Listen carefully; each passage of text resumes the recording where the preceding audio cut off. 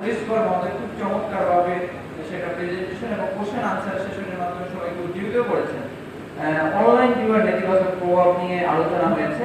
তো এটা WHO world health অর্গানাইজেশনের একটা গবেষণা আছে, সেখানে বলে যে 1.2% সারা পৃথিবীর মানুষ এই গ্যাম্বলিং ডিসঅর্ডারে আক্রান্ত। গ্যাম্বলিং ডিসঅর্ডার হলো যারা জুয়া হয় নিজেরা খেলে বা জুয়ায় আসক্ত থাকে, এবং এটার কারণে কি কি প্রভাব হয় সেটা আপনারা দেখেন। তার মধ্যে একটা আছে ফিজিক্যাল জুয়া, সরাসরি বসে যেটা খেলা হয়, যেটা আমাদের ট্র্যাডিশনালি গ্রামে বা শহরে খেলা হতো আগে, এখন এটা আবার অনলাইনের মাধ্যমে হচ্ছে, সেটা তো আপনারা একটু দেখেছেন। এবং এটা বলা হচ্ছে যে বৈশ্বিক জুয়া শিল্প এটা 2028 সালের মধ্যে $700 বিলিয়ন একটা শিল্প হবে। বুঝতে পেরেছেন? এটা এখন আর নেগেটিভ কোনো কিছু না, এটাকে একটা শিল্পে রূপান্তর করা হয়েছে।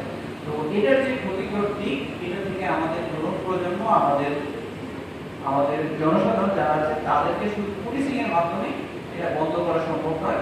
এটা আসলে সামাজিক সচেতনতা, শিক্ষা প্রতিষ্ঠানের শৈক্ষিকতা, পারিবারিক মূল্যবোধ সবকিছুতেই একসাথে নিয়ে আসতে হবে, তাহলে এটা নির্মূল করা সম্ভব।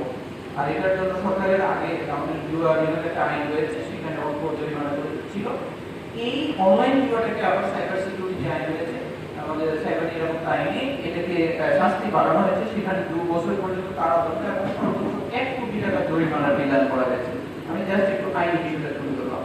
এছাড়া আমাদের আরেকটি টপিক ছিল জাতীয় সংস্কৃতি, ঐতিহ্য ও মূল্যবোধ সংরক্ষণ এবং বিকাশের গুরুত্ব। এবং এগুলো আপনারা জানেন যে আমাদের সংস্কৃতি, আমাদের ঐতিহ্য, মূল্যবোধ এগুলো একটা জাতির মূল পরিচয়। আজকে আপনারা জানেন যে ইউএসএ এবং ইরানের মধ্যে একটা চুক্তি হয়েছে, যে এটা পার্মানেন্টলি তাদের যুদ্ধ বিরতির দিকে যাবে।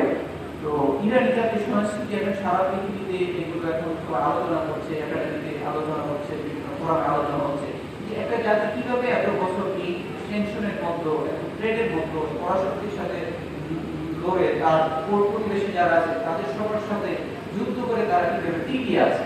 তো একটা জাতির মূল শক্তি কিন্তু তার সংস্কৃতি, তার মূল্যবোধ, তার ঐতিহ্য।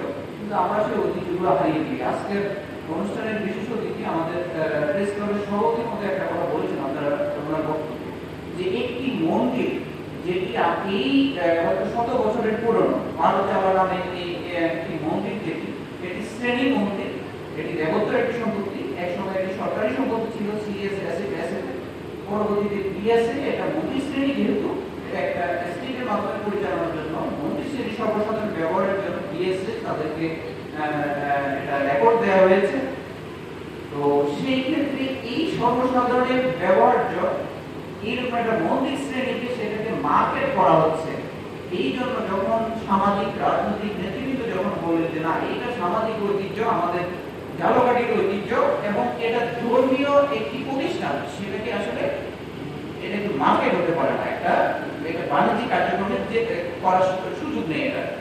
তখন এটা পৌরসভা থেকে জানতে চাওয়া হলো যে আসলে লিগ্যাল বেসিসটা কি, এবং এই মন্দিরে আসলে কি হচ্ছে সেখানে। সাময়িকভাবে তাদের সাথে আলোচনা হচ্ছে, কিন্তু ইতিমধ্যে আপনারা জানেন যে কেউ ফেসবুকে দিয়েছে যে মন্দিরের কার্যক্রম বন্ধ করা হয়েছে। তাহলে আপনারা দেখেন যে সত্যের সাথে যে কোরআনে যেটা বলা হয়েছে যে তোমরা সত্যের সাথে মিথ্যাকে এক করো না, তোমরা জেনে শুনে মিথ্যা বলো না, সত্য গোপন করো না, সেগুলো সকল ধর্মের মূল বাণী সেটা। কিন্তু আমরা সেটা কি করছি, সোশ্যাল মিডিয়ায় কি হচ্ছে সেটা আপনারা জানেন, যে একটা মন্দির রক্ষার জন্য আপনি বলছেন, সেটা হিন্দু ধর্মী যারা তারাও চাচ্ছেন, ঝালকাঠিবাসী সবাই চাচ্ছেন, সামাজিক নেতৃত্ব চাচ্ছেন, সমাজের সকল সচেতন মানুষ চাচ্ছেন যে